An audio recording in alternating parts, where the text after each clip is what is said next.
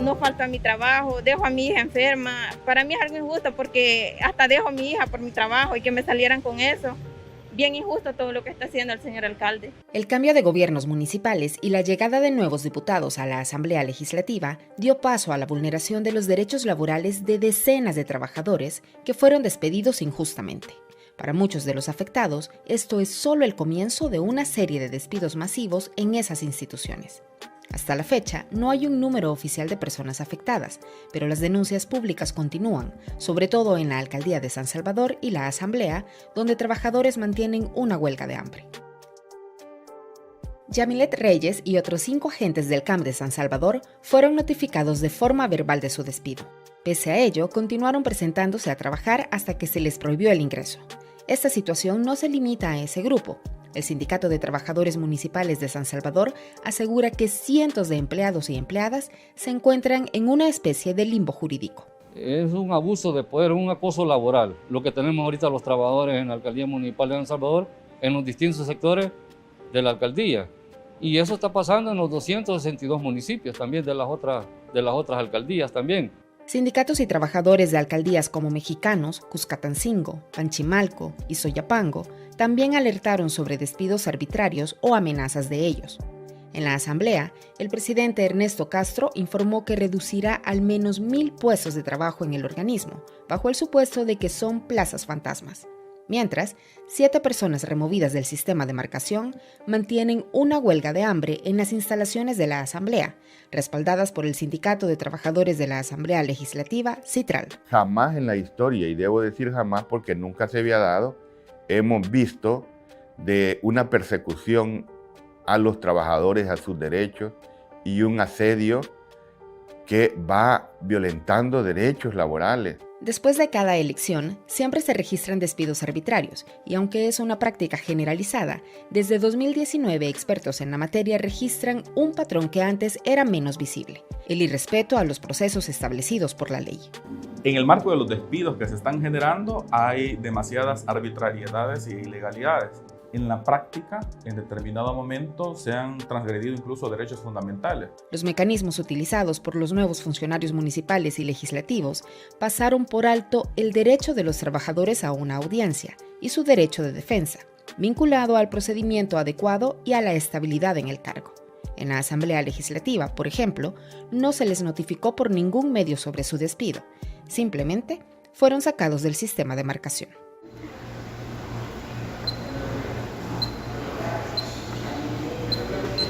No, ya no puede marcar.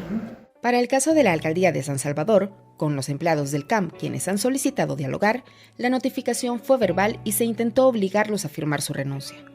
Miren, en el caso mío, cuando yo entré, no me dejaron leer el documento. Yo pedí que me dieran el documento para leerlo. Me dijeron que me lo daban, si yo lo iba a firmar, me lo iban a dar que lo leyera, de lo contrario no. Entonces lo tenían a una distancia de 1 metro más o menos, quizás de donde yo estaba. El alcalde Mario Durán negó públicamente que existan despidos de empleados municipales, pero aseguró que solo han recibido renuncias. Además, dijo no tener conocimiento de una propuesta de mesa de diálogo. El marco legal en el país establece que un despido es válido cuando el empleado comete una infracción cuya sanción, según la ley, sea la pérdida de su trabajo. En cualquier otro caso, se habla de un despido de hecho o injustificado. Para el caso de los empleados regulados por la Ley de Servicio Civil, tendrían que solicitar permiso a una comisión del Servicio Civil que está integrada dentro de los centros de trabajo. Esta comisión debería de autorizar en determinado momento si se despide o no se despide, y ahí iniciar un procedimiento. Ese es el procedimiento de acuerdo a la ley del servicio civil, de acuerdo a la ley de la carrera administrativa municipal. Es similar. Lo único que aquí la autoridad que concede el permiso, digámoslo así, para poder realizar un despido, si está justificado, si hay una infracción y hay una sanción que hay que imponerse, es el juzgado de lo laboral o el juzgado de la circunscripción territorial competente en la materia. Figuras como puestos de confianza o plazas fantasmas son algunos de los argumentos utilizados en los despidos arbitrarios registrados en las últimas semanas. Sobre los cargos de confianza, hay parámetros establecidos por la Sala de lo Constitucional que los definen como aquellos con una subordinación directa con el funcionario de primer nivel. Pero esta regla no siempre se cumple.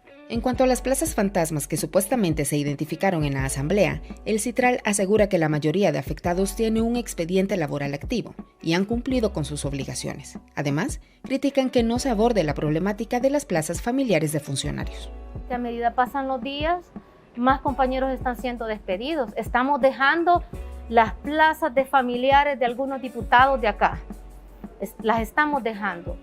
Estamos dejando amistades de algunos diputados.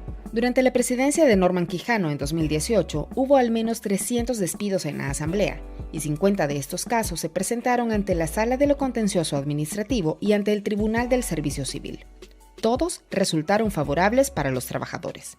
Pero actualmente, luego de las destituciones de magistrados el pasado 1 de mayo, hay incertidumbre y desconfianza de acudir a la Corte Suprema de Justicia.